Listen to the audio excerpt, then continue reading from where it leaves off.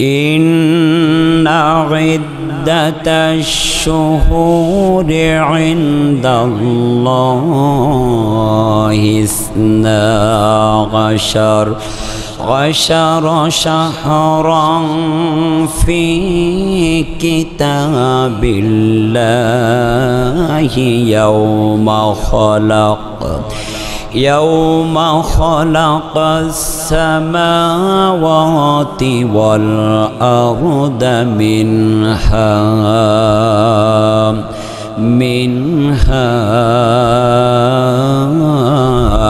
أربعة حرم ذلك الدين القيم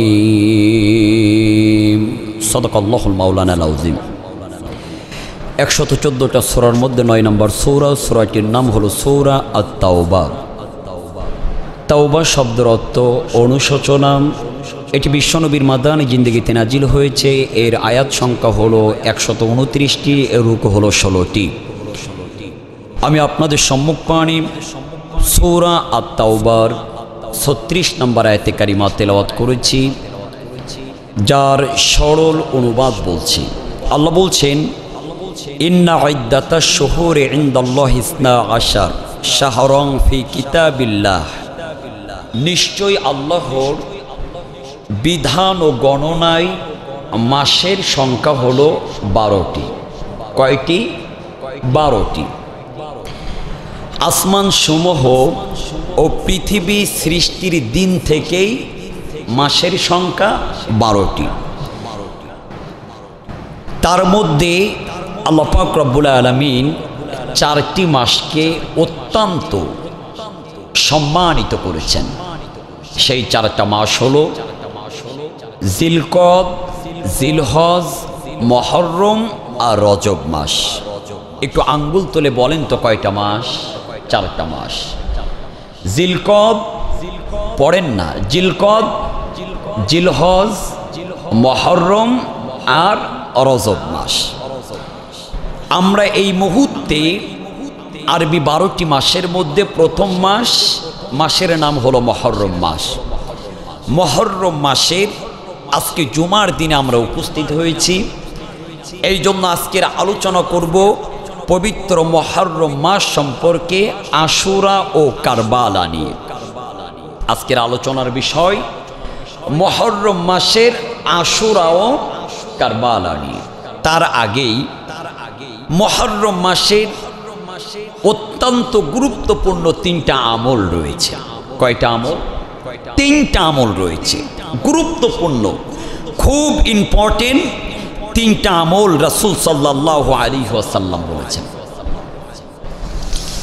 নবীজি আমার বলেন, পবিত্র মুহররমের মাসে 3টা আমল রয়েছে। তার মধ্যে 1 নাম্বার আমলের ব্যাপারে আল্লাহর নবী আমার বললেন, আফদালুস সিয়ামি বা'দা রমাদান শাহরুল্লাহিল মুহররম। নবীজি আমার বললেন, রমজান মাসের পরে আল্লাহর নবী আমার যত রোজার কথা বলেছেন, তার মধ্যে সবচাইতে অধিক মর্যাদার, অধিক সম্মানের যেই রোজা, সেই রোজার নাম হলো পবিত্র মুহররমের রোজা। কিসের রোজা? পবিত্র মুহররমের রোজা। নবীজি আমার মুহররমের 2 নাম্বার আমলের ব্যাপারে সুন্দর করে হাদিস বলেছেন। নবীজি আমার বললেন, সিয়ামু ইয়াউমি আশুরা ইন্নী আহতাসিবু আলাল্লাহি আন ইয়াকাফফারা সানাতাল্লাতী ক্বাবলাহু ওয়া সানাতাল্লাতী বা'দাহু। নবীজি বলছেন, আমি আল্লাহ তাআলার দরবারে আশা রাখি, যেই ব্যক্তি পবিত্র মুহররম মাসের 10 তারিখে রোজা রাখবে, আল্লাহ পাক রব্বুল আলামিন তার পূর্ববর্তী এবং পরবর্তী 1 বছরের গুনাহগুলো মাফ করে দিবেন। সুবহানাল্লাহ বলতে পারলেন না?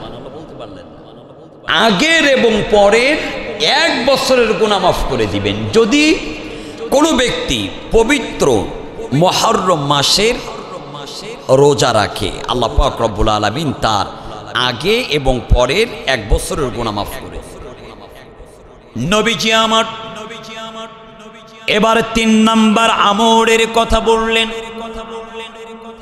নবীজি বলছেন, মান ওয়াসআ আলা ইয়ালিহি ফিন নাফাকাতি ইয়াউম আশুরা ওয়াসআ আল্লাহু আলাইহি সাইরা সানাতি। যে ব্যক্তি আশুরা দিবসে অর্থাৎ মুহররমের দিন রোজা রাখবে, তার পরিবার পরিজনের জন্য আশুরার দিবসে যেই ব্যক্তি মুক্ত হস্তে দান করবে, সদকা করবে, সাদাকার কাজ করবে, নবীজি আমার বললেন আল্লাহ তাআলা ওই ব্যক্তি আশুরার দিনে দান করার কারণে, সাদাকা করার কারণে সারা বছর তাকে সচ্ছলতা দান করে দিবে। যদি কোনো ব্যক্তি মুহররমে রোজা রাখে, এর ফজিলাতের কথা রাসূল বলেছেন, আগে এবং পরের 1 বছরের গুনাহ মাফ হয়ে যাবে। এবং আশুরার দিবসে যদি কোনো ব্যক্তি মুক্ত হস্তে দান করেন, তাহলে দান করার বিনিময়ে গোটা 1 বছরের সচ্ছলতা আল্লাহ পাক রব্বুল আলামিন দান করে দিবেন। জোরে বলে সুবহানাল্লাহ। এবার আসেন, আশুরা রোজা কখন কিভাবে আসলো জানার দরকার আছে না? নবীজি আমার মক্কা থেকে হিজরত করে যখন মদিনায় চলে গেলেন, মদিনায় যাওয়ার পরে দেখলেন মদিনার ইহুদিরা মুহররম মাসের 10 তারিখে তারা রোজা রাখে। আল্লাহর নবী আমার ইহুদিদের কাছে প্রশ্ন করলেন, আচ্ছা বলো তো দেখি তোমরা এই দিনে কেন রোজা রাখো? ইহুদিরা বললেন, এই দিনে আমাদের রোজা রাখার কারণ হলো আমাদের পয়গম্বর হযরতে মূসা আলাইহি ওয়াসাল্লামকে ফিরাউনার তার লোক লস্কররা যখন অ্যাটাক করেছিল, আক্রমণ করেছিল, পয়গম্বর মূসা আলাইহি ওয়াসাল্লাম দৌড়ায় ফিরাউনের লোক লস্কর আর ফিরাউনের দলবল নিয়ে ফিরাউনও যখন পিছন দিক দিয়ে দৌড়ায়, দৌড়াতে দৌড়াতে এক পর্যায়ে যখন নদীর কিনারায় চলে আসলেন, আমার আল্লাহর অশেষ কৃপায়, আমার আল্লাহর অশেষ দয়ায় পয়গম্বর মূসা আলাইহিস সালাম নদীর পানিতে পা রাখলেন। আমার আল্লাহর কুদরতি সাহায্যের মাধ্যম দিয়ে নদীর মাঝখান দিয়ে রাস্তা বাহির হয়ে গেল। সুবহানাল্লাহ বলবেন না? পয়গম্বর মূসা আলাইহিস সালাম তিনি নদী পার হয়ে চলে গেলেন। ফিরাউন আর তার লোক লস্কর নিয়ে যখন নদীতে পা দিলেন, সাথে সাথেই নদীর পানি ক্রাশ করে ফিরাউন আর তার লোক লস্করকে পানিতে চুবায়ে চুবায়ে পৃথিবীর জমিন থেকে তাদের নাম নিশানাগুলো মুছে দিলেন। ইহুদিরা বললেন, আমাদের পয়গম্বর মূসা আলাইহিস সালামকে আল্লাহ পাক মুহররমের 10 তারিখে হেফাজত করেছিলেন, এই জন্য শুকরিয়া স্বরূপ আমরা ইহুদিরা মুহররমের 10 তারিখে রোজা রাখি। আল্লাহর নবী আমার তার সাহাবীদেরকে বললেন, শোনো, মুহররমের 10 তারিখে যেহেতু ইহুদিরা রোজা রাখে, পয়গম্বর মূসা আলাইহিস সালাম মুক্তির জন্য শুকরিয়া স্বরূপ যেহেতু রোজা রাখে, আর ইহুদিদের চাইতে পয়গম্বর মূসা আলাইহিস সালামের ব্যাপারে আমরাই বেশি হকদার। নবীজি আমার বললেন, নাহনু আহাক্কু মূসা মিনকুম ফাসামাহু ওয়া মারা বিসিয়ামিহি, আমরা তোমাদের চেয়ে মূসা নবীর ব্যাপারে অনুসরণের ক্ষেত্রে অধিক থেকে অধিক যোগ্য ব্যক্তি। এই জন্য সাহাবীদেরকে বললেন, তোমরাও রোজা রাখবে, আমি বিশ্ব নবীও রোজা রাখব। তোমরাও রোজা রাখবা, আমি নবীও রোজা রাখব। আল্লাহর নবী আমার বললেন, সুমু আশুরা ওয়া খালিফু ফীহি আল-ইয়াহুদ ওয়া সুমু ক্বাবলাহুম ইয়াওমান বা'দাহু ইয়াওমা। নবীজি বলছেন, শোনো, আশুরার দিবস রোজা রাখো এবং ইহুদিদের তোমরা বিরুদ্ধাচরণ করো। ইহুদিদের বিরুদ্ধাচরণ করো, ইহুদিদের সাদৃশ্যপূর্ণ তোমরা গ্রহণ করবে না। যেহেতু মুহররম মাসে তারা ইহুদিরা একটা রোজা রাখে, তোমরা একটা রোজা রাখবে না, তোমরা রোজা রাখবে দুইটা। সেটা মুহররমের 9 অথবা 10 অথবা 10 অথবা 11। তারই ধারাবাহিকতায় 2025 সালে এই আরবি মাসে মুহররম মাসে আমরা রোজা রাখবো আগামীকাল শনিবার আর রবিবার অথবা রবিবার বা সোমবার। বুঝতে পেরেছেন আমার কথা? শনিবার অথবা রবিবার 9, 10 অথবা রবিবার অথবা সোমবার 10 আর 11। এবার আসেন, মুহররম মাস আসলেই আমরা সবচাইতে বেশি যে ব্যাপারে গুরুত্ব দিই সেই ব্যাপারটা হলো কারবালাটা নিয়ে আমরা বেশি গুরুত্ব দিই। কি নিয়ে? কারবালা নিয়ে। কারবালা নিয়ে আমরা বেশি গুরুত্ব দিই। অনেকে আবার হাই হুসাইন করে পাগল হয়ে যায়। আসলে মুহররম মাস মানে শুধু কারবালা নয়। আমরা কারবালার মূল ব্যাখ্যা জানি না, বিশ্লেষণ জানি না। কারবালা তো এসেছেন আদি পিতা আদম আলাইহিস সালাম থেকে শুরু করেই কারবালা। অনেকেই মনে করে ইরাকের রাজধানী কুফা, ওই কুফায় নবীজির কলিজার টুকরা দৈহিত্র ইমাম হুসাইনকে নির্মমভাবে নিষ্ঠুরভাবে শহীদ করেছিল। এর নামই মনে হয় কারবালা না। নবীজির ওফাতের 50 বছর পরে 61 হিজরিতে রাসূলের দৈহিত্র ইমাম হুসাইনকে শহীদ করা হয়েছিল। শুধু এর নাম কারবালা নয়, আদি পিতা আদম আলাইহিস সালাম থেকে শুরু করে প্রত্যেকটা যুগে যুগে অর্থাৎ এখনো পর্যন্ত কারবালা রয়েছে। চলেন না কারবালা শব্দের অর্থটা আমরা জেনে নিই। কারবালা, কারবালা, কার্ব শব্দের অর্থ হলো দুঃখ, কষ্ট, ভয়, বিপদ, বালা, সংকট ইত্যাদি। আর বালা শব্দের অর্থ হলো মুসিবত, ষড়যন্ত্র, বিপদ আপদ, দুর্যোগ, এগুলাকেই বালা বলা হয়। এক কথায় কারবালা শব্দের অর্থ হলো বিপদের জায়গাকে কারবালা বলা হয়, দুঃখের স্থানকে কারবালা বলা হয়। যেখানেই বিপদ হবে ওই জায়গাটার নাম হলো কারবালা। যেখানেই কোনো মানুষ দুঃখের মধ্যে পড়ে যাবে ওই জায়গাটার নাম হলো কারবালা। পারিভাষিক সংজ্ঞা দিতে গিয়ে তাফসীর কারকরা এভাবেই বলেছেন, কোন দেশ, কোন গোষ্ঠী, কোন সংগঠন, কোন ব্যক্তিকে সমূলে হত্যাযজ্ঞ চালিয়ে নির্মূল করে দেওয়া, নিঃশেষ করে দেওয়ার নাম হলো কারবালা। পৃথিবীতে প্রত্যেকটা নবী পয়গম্বরের জীবনী কোনো না কোনো ভাবে কারবালা এসেছে। যেমন আদি পিতা হযরতে আদম আলাইহিস সালামের জীবনীও কারবালা এসেছিল। আল্লাহর পয়গম্বর হযরতে আদম আলাইহিস সালামের জীবনী কেমন কারবালা আসলো?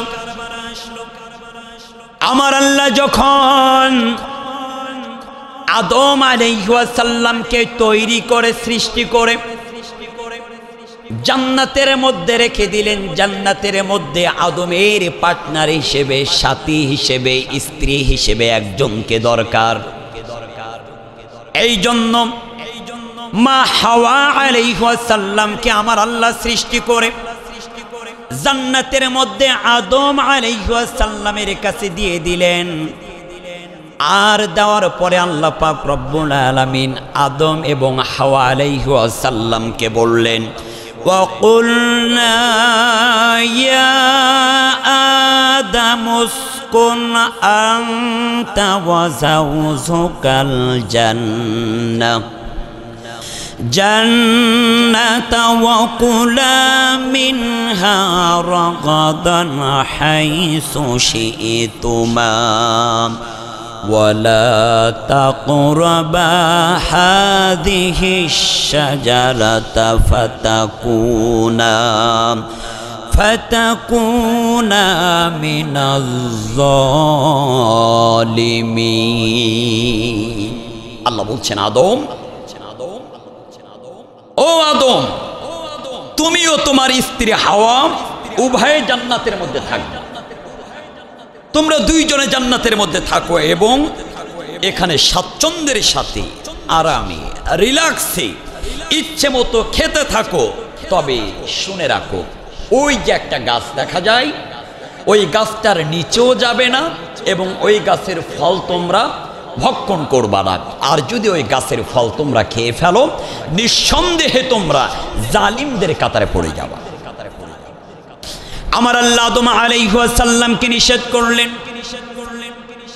কিন্তু শয়তানের প্রচরণায় পড়ে ওই গাছের গন্ধম নামক ফলটা খেয়ে ফেললেন। গন্ধম নামক ফলটা খাওয়ার সাথে সাথেই জান্নাতি সমস্ত কাপড় গোলা পোশাক গোলা খুলে পড়ে গেল। আল্লাহ বললেন, আদম হাওয়া, এই জান্নাতের মধ্যে আর তোমরা থাকতে পারবা না, চলে যাও। বের করে দিলেন জান্নাত থেকে। যখন বের করে দিলেন, জান্নাত থেকে বের করে দেওয়ার পরে আদম আলাইহিস সালাম আর হাওয়ার জীবনী তখন এসেছিল কারবালা। তখন তাদের ছিল দুঃখের সময়, বিপদের সময়, মুসিবতের সময়। তারা তাদের নিজেদের ভুল বুঝতে পেরে আল্লাহর কাছে অনুতপ্ত হওয়া শুরু করে দিলেন। আল্লাহর কাছে অনুতপ্ত হওয়া একের পর এক যখন অনুতপ্ত হওয়া শুরু করলেন, আমার আল্লাহ তাকে শিখিয়ে দিলেন। আদম আলাইহিস সালাম শিখলেন। আল্লাহ বলছেন, ফাতালাক্কা আদামু মির রাব্বিহি কালিমাতিন ফাতাবা আলাইহি ইন্নাহু হুয়াত তাওয়াবুর রহিম। আদম আলাইহিস সালাম তার রবের কাছ থেকে কয়েকটি বাক্য শিখে নিয়ে তওবা করা শুরু করলেন। আর তার তওবার কারণে আল্লাহ পাক রব্বুল আলামিন তাকে মাফ করে দিলেন।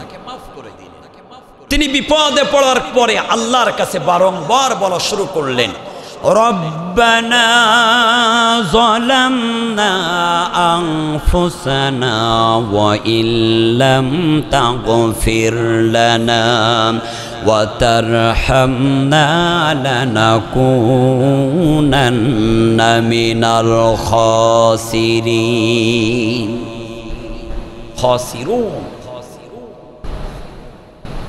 আল্লাহ পাক রব্বুল আলামিনের কাছে অত্যন্ত অনুতপ্ত হলেন, লজ্জিত হলেন। তারপরেই আল্লাহ তাকে মাফ করে দিলেন। আল্লাহ তাকে যখন মাফ করে দিলেন যেই দিন, ওই দিনটা ছিল মুহররমের 10 তারিখ, আশুরার দিন। জোরে বলে সুবহানাল্লাহ। পয়গম্বর মিল্লাত আবিকুম ইব্রাহিম হুয়া সাম্মাকুমুল মুসলিমিন। বলেন তো, মুসলিম জাহানের জাতির পিতার নাম কি? একটু বলেন না, মুসলিম জাহানের জাতির পিতার নাম কি? ইব্রাহিম আলাইহিস সালাম। এই ইব্রাহিম আলাইহিস সালামের জীবনেও কারবালা এসেছিল। ইব্রাহিম নবীকে জাতির পিতা আমার আল্লাহ এমনিতেই উপাধি দেন নাই। ইব্রাহিম নবীকে খলিল, বন্ধু আমার আল্লাহ এমনিতে উপাধি দেন নাই। অসংখ্য পরীক্ষার পরে পরীক্ষা দিয়ে জুলুম নির্যাতন সহ্য করে, সব কিছু সহ্য করে তিনি দ্বীন ইসলামের জন্য, আল্লাহর জন্য রিসালাতের দাওয়াতগুলো মানুষের কাছে পৌঁছায় দিয়েছেন। অসংখ্য পরীক্ষায় উত্তীর্ণ হওয়ার কারণেই আল্লাহ পাক রব্বুল আলামিন তাকে মুসলিম জাহানের জাতির পিতা করেছেন। জাতির পিতা হওয়া এত সহজ ব্যাপার নয়। জাতির পিতা হওয়া এত সহজ ব্যাপার নয়।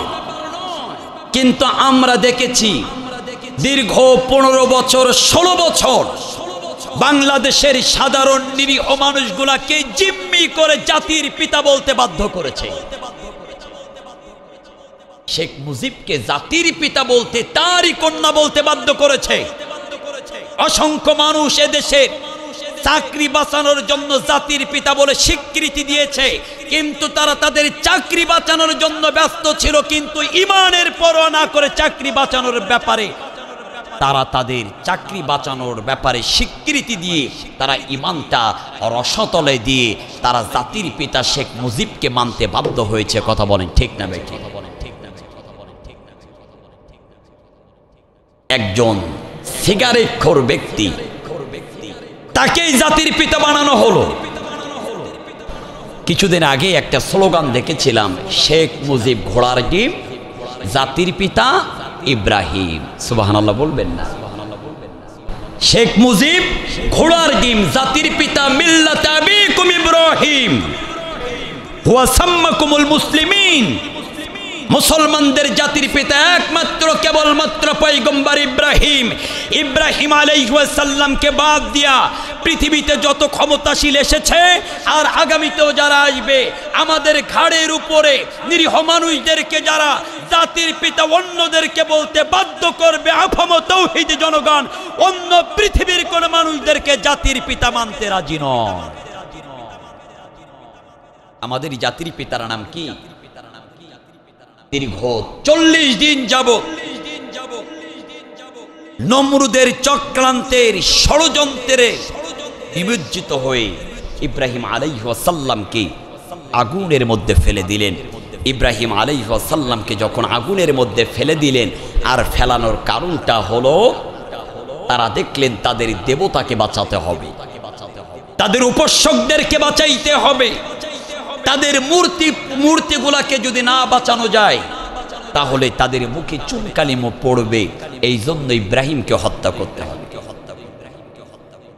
তারা বলা শুরু করে দিলেন, ক্বালু হাররিকুহু ওয়া আনসুরু আলিহাতাকুম ইন কুনতুম ফাইলিন। তারা বললেন, ইব্রাহিমকে পুড়িয়ে ফেলো, আমাদের মূর্তিগুলোকে তোমরা সাহায্য করো। ইব্রাহিম আলাইহিস সালামকে তারা পুড়িয়ে ফেলার ষড়যন্ত্র করে 40 দিন পর্যন্ত আগুনের মধ্যে রাখলেন। ইব্রাহিম আলাইহিস সালামকে যখন আগুনের মধ্যে রাখা হয়েছিল, পয়গম্বর ইব্রাহিমের জীবনী তখন ছিল কারবালা। আর ইব্রাহিম আলাইহিস সালাম নমরুদের আগুন থেকে যেদিন মুক্তি পেয়েছিলেন, ওই দিন ছিল মুহররমের 10 তারিখ, আশুরার দিন। জোরে বলি সুবহানাল্লাহ। হযরত ইব্রাহিম আলাইহিস সালামের জীবনীর মধ্যে পাওয়া যায়, তিনি তার নাতি পুতিদের সাথে একদিন গল্প করতে গিয়ে বলেছিলেন, আমি আমার জীবনী হায়াতের মধ্যে যত সময় পেয়েছিলাম, আমার জীবনের সবচাইতে আনন্দের মুহূর্তটা ছিল নমরুদ যখন আমাকে আগুনের মধ্যে ফেলে দিয়েছিলেন। ওই দিনগুলো আমার জন্য সবচাইতে ছিল আরামদায়ক, সবচাইতে ছিল আরামদায়ক। কারণ আগুনের মধ্যে যখন ফেলবেন, আমার আল্লাহ আগুনকে ডাক দিয়ে বলছেন, কুলনা ইয়া নারু কুনি বারদাও ওয়া সালামান আলা ইব্রাহিম। ও আগুন, তুমি নমরুদের কথা শুনবা নাকি আমি আল্লাহ আমার কথা শুনবা? আগুন জবাব দেয়, আল্লাহ, নমরুদ তো ছ্যাতা খাতা, নমরুদের কথা শোনার টাইম নাই, আমি আল্লাহ, আপনি আল্লাহ, আপনার কথা আমি শুনতে চাই। তাহলে আল্লাহ বললেন, শোনো, আমার ইব্রাহিমের জন্য এই মুহূর্তে তুমি এয়ার কন্ডিশন এসি হয়ে যাবা, আরামদায়ক হয়ে যাবা, অত্যন্ত বেশি প্রচণ্ড ঠান্ডা হবে না, হলে পরে আমার ইব্রাহিম কষ্ট পাবে। আবার বেশি গরমও হওয়া যাবে না, গরমেও আমার ইব্রাহিম কষ্ট পাবে। এয়ার কন্ডিশন হয়ে যাও, এসি হয়ে যাও। আমার পয়গম্বর ইব্রাহিম এসির মধ্যে থাকবে, যেন বিন্দু পরিমাণ কোনো কষ্ট না হয়। জোরে বলে সুবহানাল্লাহ। শুধু তাই নয়, পয়গম্বর ইউনুস আলাইহিস সালামের জীবনীও কারবালা এসেছিল। পয়গম্বর ইউনুস নবীকে যখন মাছে গিলে ফেললেন, মাছের পেটের মধ্যে পয়গম্বর ইউনূসের তখন ছিল কারবালা। আর ওই মাছের পেট থেকে 40 দিন পর যখন বাহির হলেন, ওই দিনটাই ছিল মুহররমের 10 তারিখ, আশুরার দিন। পয়গম্বর ইউসুফ আলাইহিস সালামের জীবনী কারবালা এসেছিলেন কোন দিন? জেনার মিথ্যা অপবাদ দিয়ে তাকে যখন কারাগারের মধ্যে ঢোকানো হলো, ইউসুফ আলাইহিস সালামের জন্য পাগল ছিল জুলাইখা। কোন একদিন জুলাইখা ইউসুফ নবীর উপরে আক্রমণ করেছেন, ঘরের তালাগুলো মেরে দিয়ে পাঞ্জাবি ধরেছেন, সামনের দিক দিয়ে পাঞ্জাবিটা ছিঁড়ে গেল। অত্তাকুল্লাহ, আল্লাহর ভয়ে পয়গম্বর ইউসুফ দৌড়ান আরম্ভ করলেন। ঘরের তালাগুলো আল্লাহ পটপট করে খুলে দেয়। পয়গম্বর ইউসুফ দরজার বাহিরে চলে গেলেন।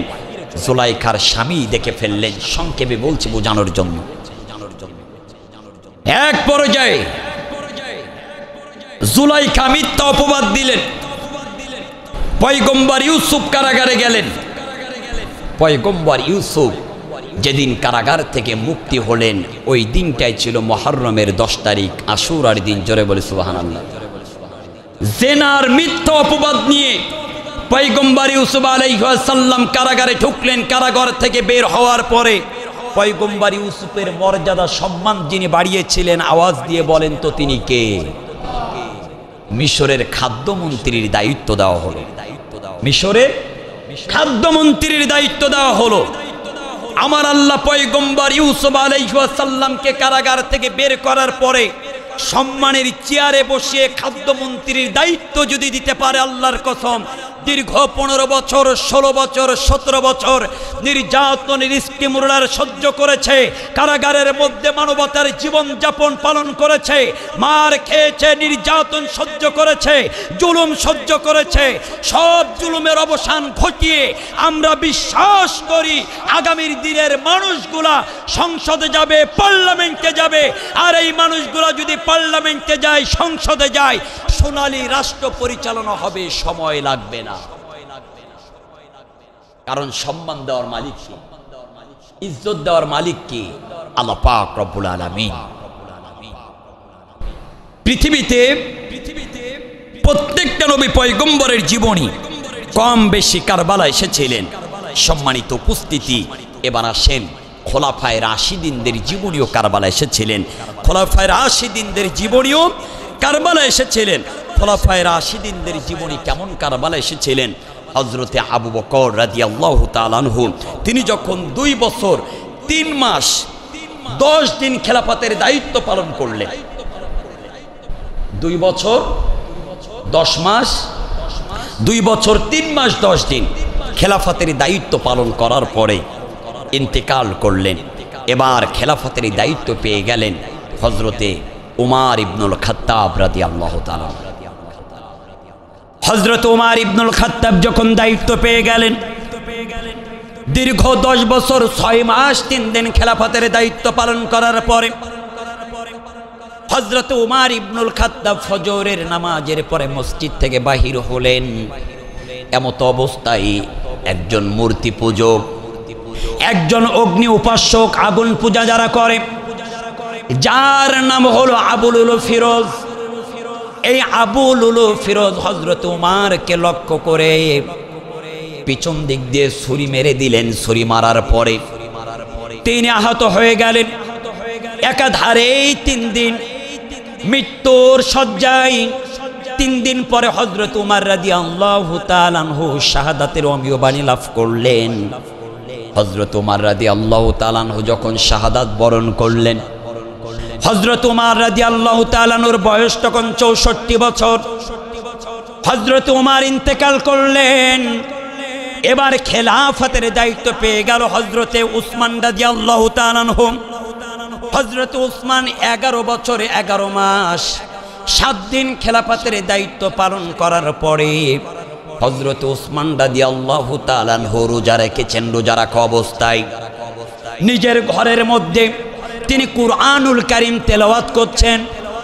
এমত অবস্থায় দুর্বৃত্তরা তার ঘরের মধ্যে ঢুকে তাকে ছুরি দিয়ে আঘাত করে রোজা অবস্থায় কোরআনুল কারীমের উপরে ফেলে জবে করে তাকে শহীদ করা হয়েছে। হযরত উসমান রাদিয়াল্লাহু তাআলা আনহুকে যখন শহীদ করা হলো, হযরত উসমানের বয়স তখন ছিল ৭৯ বছর। এবার হযরত উসমান রাদিয়াল্লাহু তাআলা আনহুর পরে খেলাফতের দায়িত্ব পেয়ে গেলেন হযরতে আলী। হযরতে আলী খেলাফতের দায়িত্ব যখন 4 বছর 8 মাস 23 দিন পালন করার পরে আব্দুর রহমান ইবনে মুলজুম নামের একজন ব্যক্তি হযরতে আলীকে কুফার মসজিদের সামনে থেকে ছুরি দিয়ে আঘাত করলেন। আঘাত করার পরে হযরতে আলীও শাহাদাত বরণ করলেন। হযরতে আলী যখন শাহাদাত বরণ করলেন, হযরতে আলীর বয়স তখন 63 বছর। আলীর শাহাদাতের পরে হযরতে ইমাম হুসাইন, ইমাম হাসান খেলাফতের দায়িত্ব পেয়ে গেলেন। হযরতে ইমাম হাসান খেলাফতের দায়িত্ব 6 মাস, কোন কোন রিওয়ায়াতের মধ্যে এসেছেন 7 মাস 11 দিন দায়িত্ব পালন করার পর ইমাম হাসান যখন শহীদ হয়ে গেলেন, ইমাম হাসানের পরে হযরতে মুআবিয়া রাদিয়াল্লাহু তাআলা আনহু দীর্ঘ 19 বছর খেলাফতের দায়িত্ব পালন করেছেন। হযরতে মুআবিয়া যখন 19 বছর খেলাফতের দায়িত্ব পালন করার পরে তিনি ইন্তেকাল করলেন। তারপরে ইয়াজিদ এবার ক্ষমতার মসনদে বসে গেল। ইয়াজিদ ক্ষমতার মসনদে বসার পরে দীর্ঘ 34 বছর যাবত ইয়াজিদ ক্ষমতার চেয়ারে মসনদে বসে অবৈধভাবে দখল করে নিয়েছেন। অবৈধভাবে দখল করে নিয়েছেন। সেই সময় রাসূলের বড় বড় সাহাবী ছিলেন ইমাম হুসাইন, আব্দুল্লাহ ইবনে আব্বাস, আব্দুর রহমান ইবনে আউফ সহ রাসূলের অসংখ্য বড় বড় সাহাবী ছিলেন। কিন্তু এই মুআবিয়ার সন্তান ইয়াজিদ ছিল মদ পানকারী। শুধু মদ পানকারী নয়, কুফার কেন্দ্রীয় মসজিদের খতিব ছিল ইয়াজিদ। বুঝতেছেন আমার কথা? ইয়াজিদ কি সাধারণ কোন মানুষ? যেন তেন মানুষ নয়, কম পণ্ডিত নয়। কুফার কেন্দ্রীয় মসজিদের খতিব। সেই সময়ের জাতীয় 3টা ব্যবসা ছিল, ইন্টারন্যাশনাল পর্যায়ের 3টা ব্যবসা। ইয়াজিদের সময় ইন্টারন্যাশনাল পর্যায়ের 3টা ব্যবসা ছিল। 1 নম্বর হলো সুদের ব্যবসা। আর সেই সময়ে সবচাইতে বেশি যারা সুদের সাথে জড়িত ছিল তারা হলো ইহুদি। তারা হলো ইহুদিরা। এত বেশি সুদের সাথে সম্পর্ক ছিল। কিন্তু কেন্দ্রীয় মসজিদের খতিব হওয়ার পরেও ওই ইয়াজিদ কখনোই প্রতিবাদ করেন নাই। রাষ্ট্রীয়ভাবে তার ক্ষমতা ছিল নিষেধ করার, পার্লামেন্টে বসে ক্ষমতা ছিল আইন পাশ করার, কিন্তু ইয়াজিদ সেটা করে নাই। বরং সুদকে হাইলাইটস করেছিল, প্রমোট করেছিল। সেই সময়ের 2 নাম্বার ব্যবসা হলো মদের ব্যবসা। আর মদের ব্যবসা করত সেই সময়ের খ্রিস্টান সম্প্রদায়ের মানুষ যারা ছিল তারা। আর মসজিদে ওই কেন্দ্র মসজিদের খতিবের দায়িত্ব পালন করা অবস্থায় মদের ব্যবসার লাইসেন্স যিনি দিয়েছিলেন তিনি হলো ইয়াজিদ। মদের ব্যবসার লাইসেন্স যে দিয়েছিল সে হলো ইয়াজিদ। তার মনে বোঝা গেল মদের ব্যবসার লাইসেন্স ইয়াজিদ দেয়। আর এখনো পর্যন্ত যারা মদের ব্যবসার লাইসেন্স দিয়েছিল আর আগামীতে যারা দিবে এরা নিঃসন্দেহে ইয়াজিদের রক্তে পয়দা, ইয়াজিদের উত্তরসূরি ছাড়া আর কিছু হতে পারে না। সুদকে যারা প্রমোট করে আর সুদের সাথেও যাদের সম্পর্ক রয়েছে এরাও নিঃসন্দেহে ইয়াজিদের রক্তে পয়দা, ইয়াজিদের উত্তরসূরি ছাড়া আর কিছু হতে পারে না। সুদের সাথে মুসলমানের সম্পর্ক থাকতে পারে, মদের সাথে মুসলমানের সম্পর্ক থাকতে পারে। এবার আসেন 3 নাম্বার ব্যবসা। সেই ব্যবসাটা হলো নারীদের নিয়ে ব্যবসা করত। নারীদেরকে নিয়ে দেহ ব্যবসা করত।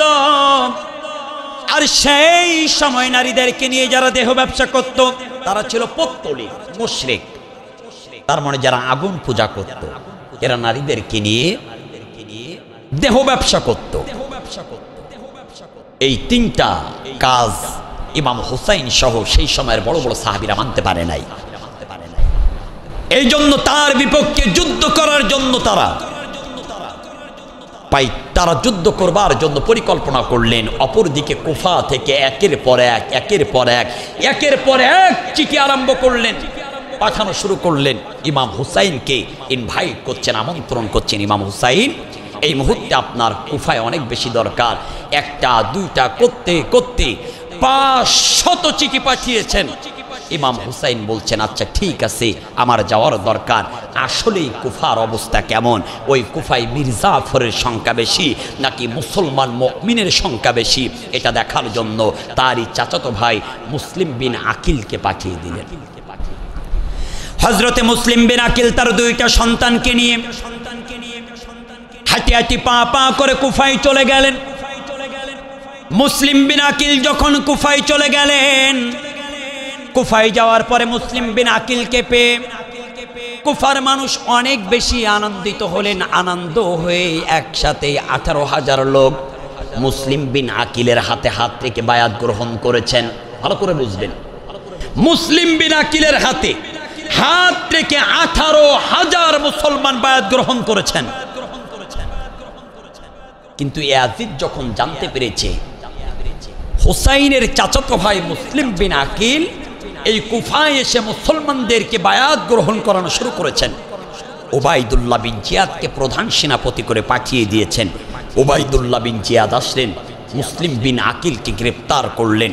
মুসলিম বিন আকিলকে যখন গ্রেপ্তার করেছে, ওই দিন যদি ওই 18,000 যারা মুসলিম বিন আকিলের হাতে হাত রেখে বায়াত গ্রহণ করেছিল, তারা যদি আন্দোলন করত আর প্রতিবাদ করত, মুসলিম বিন আকিলকে ওই দিন গ্রেপ্তার করতে পারত।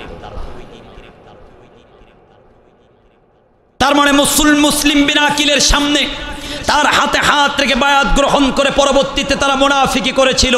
এখনো পর্যন্ত পৃথিবীর জমিনে এমনও মানুষ আছে যারা সামনাসামনি বলে আমরা ইসলামের পক্ষে, আমরা কোরআনের পক্ষে, আমরা আলেম ওলামাদের পক্ষে, কিন্তু পিছনে পিছনে গোপনে গোপনে চক্রান্ত করে, ষড়যন্ত্র করে। এরা ইসলামের চূড়ান্ত দুশমন, এরা কোরআনের চূড়ান্ত দুশমন, এরা আলেম ওলামার চূড়ান্ত দুশমন, এতে কোনো সন্দেহ না। এদের সব ঠিক আছে, কিন্তু আল্লাহর কোরআন পার্লামেন্টে যাওয়ার ব্যাপারে এদের যত অ্যালার্জি আর যত বড় সমস্যা, কথা বলেন ঠিক না?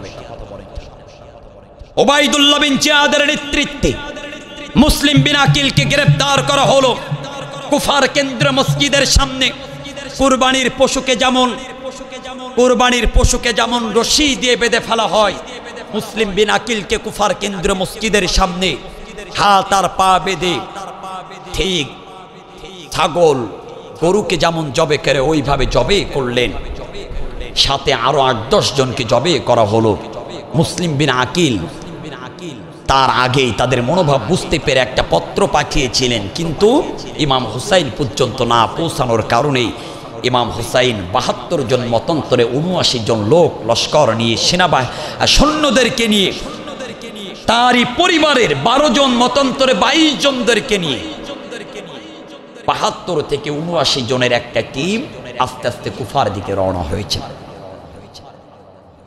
ইমাম হুসাইন যখন কুফার দিকে রওনা হয়েছেন, কুফায় যখন ইমাম হুসাইন চলে আসলেন, ওবাইদুল্লাহ বিন জিয়াদ ইমাম হুসাইনকে ওবাইদুল্লাহ বিন জিয়াদের লোক লস্কর সৈন্যরা থামিয়ে দিলেন। ও হুসাইন, আর যাওয়া যাবে না। এই মুহূর্তে ইয়াজিদের পক্ষ থেকে ঘোষণা এসেছে, তোমার কাছে 3টা প্রস্তাব পাঠানো হয়েছে, দেখো তো এই 3টা প্রস্তাব তুমি মানতে পারো কিনা। ওবাইদুল্লাহ বিন জিয়াদ বললেন, 1 নাম্বার প্রস্তাব হলো কুরআনুল কারীমের জন্য হুসাইন তুমি এত আন্দোলন করেছো, মদের বিপক্ষে আয়াতের জন্য, মদের বিপক্ষে আইন প্রণয়ন করা হকের জন্য তুমি আন্দোলন করা শুরু করেছো, সুদের বিপক্ষে আইন প্রণয়ন করা হোক এই জন্য তুমি আন্দোলন শুরু করেছো, দেহ ব্যবসা বন্ধের জন্য তুমি আন্দোলন শুরু করেছো। ও হুসাইন, তুমি তো এটা কোরআন দিয়ে দিয়ে পেয়েছো, শুনে রাখো এই কোরআনটা তুমি মসজিদের মধ্যে রাখতে পারবা, আমাদের কোনো আপত্তি নাই। দরবার অথবা খানকায় রাখতে পারবা, আমাদের কোনো সমস্যা নাই। এই কোরআন দিয়ে তুমি তাবিজ কবজ করবা, আমাদের কোনো আপত্তি নাই। এই কোরআন দিয়ে তুমি ঝাড়ফুঁক করবা, আমাদের কোনো সমস্যা নাই। এই কোরআন দিয়ে তুমি দোয়া মাহফিল তাফসির মাহফিল করবা, আমাদের কোনো আপত্তি নাই। কিন্তু এই কোরআন তুমি পার্লামেন্টে নিয়ে ওই কোরআন দিয়ে তুমি সংসদ চালাবা, আর সংসদ থেকে মদের বিপক্ষে আইন প্রণয়ন করবা, সুদের বিপক্ষে আইন প্রণয়ন করবা, ঘুষের বিপক্ষে আইন প্রণয়ন করবা, দেহ ব্যবসার বিপক্ষে আইন প্রণয়ন করবা। এটা হতে দেওয়া যাবে না। এ কোরআন তুমি মসজিদে রাখো, খানকায় রাখো, সমস্যা নাই। আমাদের সমাজও দেখবেন মসজিদে কোরআন বললে সমস্যা নাই, খানকায় কোরআন বললে সমস্যা নাই। কিন্তু আমরা মোল্লা মৌলবী হুজুররা যখন আল্লাহর কোরআনটা পার্লামেন্টে নিয়ে ওই কোরআন দিয়ে সংসদ ভবন চালাইতে চাই, তখন বলে হুজুর রাজনীতি বক্তব্য দিচ্ছে। কথা বুঝতে পারেন নাই? তখন বলে হুজুর আমার দলের বিপক্ষে বক্তব্য দিচ্ছে, তখন বলে হুজুর আমার মতের বিপক্ষে বক্তব্য দিচ্ছে, আমার নেতার বিপক্ষে বক্তব্য দিচ্ছে। আরে ভাই, কোরআন বুঝতে হবে, কোরআনুল কারীম জানতে হবে, সেই অনুযায়ী বাস্তবিক জীবনে আমল করতে হবে। সম্মানিত ভাইয়েরা, সেই সময়ে প্রস্তাব দিলেন তিনটা। এক নাম্বার প্রস্তাব হলো কোরআন পার্লামেন্টে নিয়ে যেতে পারবা না, মসজিদে থাকবে অথবা খানকায় রাখতে পারবা। 2 নম্বর হলো আমাদের প্রস্তাব যদি গ্রহণ করে নাও তাহলে তোমাকে মন্ত্রীর মতন মর্যাদা দেওয়া হবে, যা চাও ধন দৌলত গাড়ি বাড়ি তাই দেওয়া হবে। এই 2টা প্রস্তাব কি মানতে রাজি? আর যদি না মানো, 3 নম্বর প্রস্তাব হলো আমাদের সাথে যুদ্ধ করতে হবে। ইমাম হুসাইন বললেন, শোনো, আমার নানার রেখে যাওয়া কোরআনুল কারীম, যেই কোরআনুল কারীমের জন্য আমার নানা বিশ্বনবী রক্ত দিয়েছেন, তায়েফের ময়দানে মার খেয়েছেন, উহুদের ময়দানে দান মুবারক শহীদ করেছেন, যেই কোরআনুল কারীমের জন্য আমার নানার সাহাবীরা জীবন দিয়েছেন, মার খেয়েছেন, শহীদ হয়েছেন, আমার নানা রেখে যাওয়া কোরআনুল কারীম সেটা এই জমিন থেকে বিলুপ্ত হয়ে যাবে। আমি ইমাম হুসাইনের দেহে কল্লা থাকতে এটা সহ্য করা হবে না, আমি সহ্য করব না, প্রয়োজনে আমি যুদ্ধ করতে চাই। তারা ষড়যন্ত্র শুরু করে দিলেন, ফোরাতের পানি বন্ধ করে দাও। ফোরাতের পানি যখন পাবে না, পানি তৃষ্ণায় ছটফট করতে করতে তাদের শক্তি কমে যাবে, পাওয়ার কমে যাবে, তখন তারা আমাদের সাথে যুদ্ধ করতে পারবে না, পানি বন্ধ করে দিলেন। ইমাম হুসাইনের কলিজার টুকরা স্ত্রী শহরা বানু এবং তাদের সন্তান আলী আসগারকে নিয়েও তিনি এসেছিলেন। শহরা বানু ডাক দেয়, প্রাণের স্বামী, ও প্রাণের স্বামী, আমরা তো বড় মানুষ, আমরা 1-2 দিন পানি না খেয়েও থাকতে পারবো, কিন্তু আমি মা, পানির অভাবে পানি না পেয়ে আমার বুকের দুধগুলো শুকিয়ে গিয়েছে, আমার আলী আসগারকে আমি বুকের দুধ পান করাইতে পাচ্ছি না। প্রাণের স্বামী, আমার আলী আসগারকে নিয়ে একটু ফোরাত নদী থেকে পানি পান করিয়ে আনো। ছোট্ট বাচ্চার জন্য যদি পানির কথা বলো তাহলে অবশ্যই তাদের মনে দয়া হবে, মায়া হবে। যান, আপনি নিয়ে যান। এবার আলী আসগারকে ইমাম হুসাইনের কোলে তুলে দিলেন। আলী আসগারকে কোলে করে নিয়ে ইমাম হুসাইন হাঁটতে হাঁটতে ফোরাত নদীর পাশে চলে গেলেন। ফোরাত নদীর পাশে যাওয়ার পরে ইমাম হুসাইন ডাক দেয়, ও ওবাইদুল্লাহ বিন জিয়াদের সৈন্যরা আর ইয়াজিদের সৈন্যরা, শোনো, এই ফোরাত নদীর সামান্য একটু পানি আমার কলিজার টুকরা আলী আসগারের জন্য দাও, আমার কলিজার টুকরা আলী আসগারের জন্য একটু পানি দাও। এই ফোরাত নদীর পানি জীবজন্তুরা খেতে পারে, পশু পাখিরা খায়, আমার ছোট্ট দুধের আলী আসগারকে একটু পানি দাও। ওবাইদুল্লাহ বিন জিয়াদের নেতৃত্বে বলা হলো কোনো পানি দেওয়া হবে না। ইমাম হুসাইনকে লক্ষ্য করে দূর থেকে তীর মারা শুরু করলেন। কোন একটা তীর ইমাম হুসাইনের কোলের মধ্যে থাকা ছোট্ট দুধের শিশু আলী আসগারের বুকের মধ্যে লেগে গেল। বুকের মধ্যে লাগার পরে বুকটা ছিদ্র হয়ে পিঠ দিয়ে তীরটা বাহির হয়ে গেল। আলী আসগারের শরীর দিয়া ফিনকি দিয়ে রক্ত বাহির হয়। আলী আসগার ইমাম হুসাইনের কোলের মধ্যে শাহাদাত বরণ করলেন। চোখ দিয়ে ইমাম হুসাইনের টপ টপ টপ টপ করে পানি পড়ে। দুধের শিশু বাচ্চাটিকে নিয়ে তার স্ত্রী শহরা বানুর কাছে চলে গেলেন। শহরা বানুকে ডাক দেয়, আমার প্রাণের স্ত্রী, তোমার কলিজার টুকরা আলী আসগারকে ফোরাত নদীর পানি পান করানোর জন্য পৃথিবীর সব চাইতে নিরাপদ জায়গা তার বাবার কোল। তুমি তার বাবার কোলে তুলে দিয়েছিলে। আমি তোমার সন্তানকে ফোরাত নদীর পানি পান করাইতে পারি নাই। তোমার সন্তানকে তারা শহীদ করে দিয়েছে, কিন্তু আমি আলী আসগারের বাবা ইমাম হুসাইন তোমাকে একটা ওয়াদা দিতে পারি, পৃথিবীর দুনিয়ার ওই ফোরাত নদীর পানি তো পান করাইতে পারি নাই, কিন্তু আমার আল্লাহ আমার নানার মাধ্যম দিয়ে আমার আলী আসগারকে হাউজে কাউসারের পানি পান করাবে।